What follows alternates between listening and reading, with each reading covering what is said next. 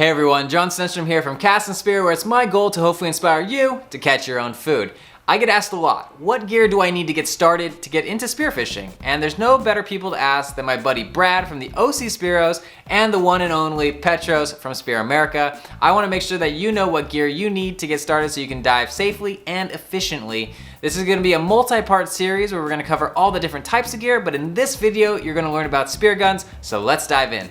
Whenever I go to Baja personally, I treat it as if I'm going to a competition over here locally. I try to have all lengths of guns available. We have a boat, meaning you can have 2-3 guns on the boat just to have 3 of the same. I like down there using a 100. I use a gun for most everything I do. 2-band or even single band, even if you're shooting in a hole. Remember the holes there are big, they're not like small holes. Yeah, not like California They're holes. caves. You're looking at giant big boulders on top of each other. Yeah. I do like that length. I do use some roller guns when I go down there, or 3-band guns. I wouldn't take a tuna gun for sure. I would not take a tuna gun. No reason. Even if you target big Gulf groupers, a 3-band shorter gun like up to 120 would be more than enough for those fish. Okay, well, why don't you show us what you would recommend in the 100 range and all the way to that, or maybe like a 90 to a 120. Which ones you've got right now that you're really happy with, that you think if some of our members were interested in picking one up? Some new guns that we brought in was the Meandros, the Argo, and the B52. I have had several guys that bought these guns. My opinion is that this is probably the best made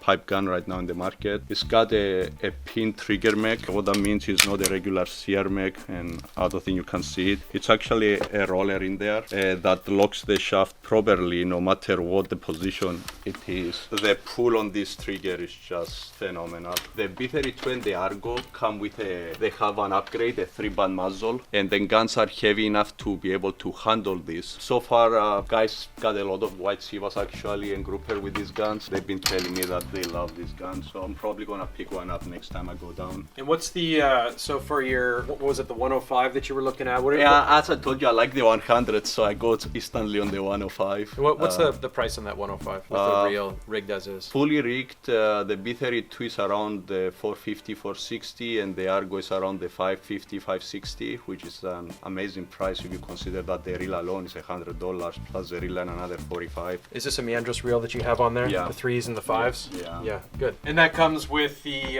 line, shaft? Yeah, completely set up, bands, everything. This is probably my favorite gun I have when I go down to Mexico. This is actually the gun I've been using since Petros actually made them up. It's been about 6-7 years now. This is what I've been using exclusively when I go to Mexico. Not for big fish, but for caprillas, yellowtails, those kind of fish. As you can see, I have a free spool reel. I personally don't like having drag reels at all, so I have a pure free spool reel. I have the regular roller band and I have the kicker band, and that's why I like the Petros guns. They do have the room for the kicker band. Their rollers, as you can see, it's easy. You can take it out with an Allen and clean it up instantly and get it act as if it's new. Do you ever lubricate that roller? You don't need to really. Well, in the inside there is spacing for water to move, so it hydroplanes. So the roller really hydroplanes. As long as you just take it out and put it back in, clean it, that's it, it's like new. Is there any time where you would use either the kicker or the roller band alone, or both together? Can you explain those scenarios? Okay. Mexico, and you will find out when you go there, it's really surprising the diversity, the fish you find. So personally, when I go down there, I have it maxed out. You could come across a 50-pound fish on a dive that you're targeting a 5-pound fish. It's just insane down there. So to answer your question, I have it maxed out constantly. Now if a fish goes in a hole and I'm going after the fish, depending on the size, I either just shoot the kicker if it's a smaller fish, meaning unload everything, leave the kicker on, or if it's the other way around, I take the kicker off and I just shoot the roller. Why I like this gun, it's got too many stages really. 3 stages on the bottom for power, and of course you can use all the shark fins as extra stages. So that's a lot of diversity in a single gun. Now, if people were on a budget and couldn't afford to have or want to spend the money to have 2-3 guns, do you think that this would be an all-around good versatile gun to... Definitely. A gun between the 75s to the 105 roller. With a kicker. With a kicker, it's like having 7-8 guns in one. Yeah. So it could cover a lot of kinds of diving. What does that gun run, that 95 or the 105 run? What's a fully rigged price on that guy? It's around the $500 range, if I'm not mistaken. You have those in stock, right? Not a bit low, but always get Good. Petros, let's not forget to talk about shafts, because I that's going to know. be the biggest thing. Since you're talking about shafts, if you notice here, I have a gold shaft. So this is not a traditional stainless steel shaft. This is a Picasso Gold, which is a carbon steel, 56 Rockwells. I've been shooting this for like 2-3 years now, and you can still see it go strong. It's amazing for shooting on the rocks. A stainless steel shaft will bend easily. As long as you know how to straighten them, you can still keep shooting because it's big species. But the carbon steel shafts will last a bit longer, and Picasso is the pioneer on this. So this is a huge chapter, and we're definitely gonna make a video on that one day. Long story short, most people believe the wood gun is more mass and they feel they can handle more power than a pipe gun. But you have to compare apples to apples, really. You cannot compare a small pipe with a big piece of wood. You wanna do apples to apples, you get a piece of wood, you're gonna compare it with a monoblock gun, a carbon gun. So when you compare those two, there is really no benefit of the wood gun versus the carbon. Actually, the carbon has a benefit. It's not a live material.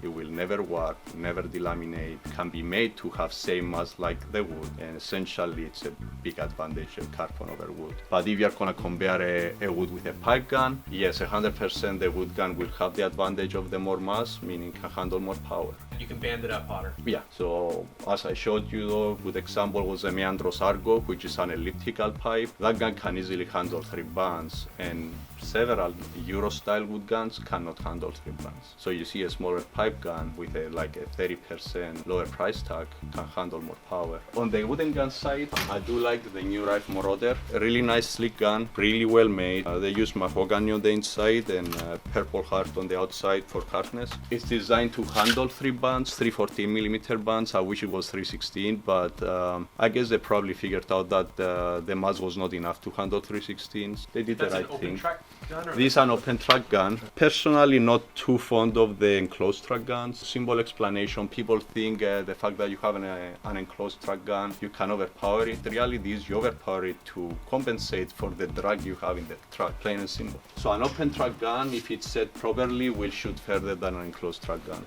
So this is the creme de la creme from Europe. So it's actually a wooden gun. People think it's carbon. It's wooden gun, and the guy actually started by painting cars. What do you call it? Stencil painting? Yeah, and then he was a spear fisherman, so he just stopped his business and started making spear guns. So this is what we call an invert roller. This gun will outperform most tuna guns in the market. This was tested, and there is a video we have for it, shooting 20 feet from the muzzle with a 4 centimeter deviation to the left. I'm talking about this much deviation to the left at 28 feet. So on the Marauder that you were talking about before, what sort of price range are we looking at for? The range between I think about 780 to 890, the biggest one. And I know Fernando likes, he dives Baja with his 130 Euro. Yeah, I think he dives with it too long with a gun. But that's Fernando.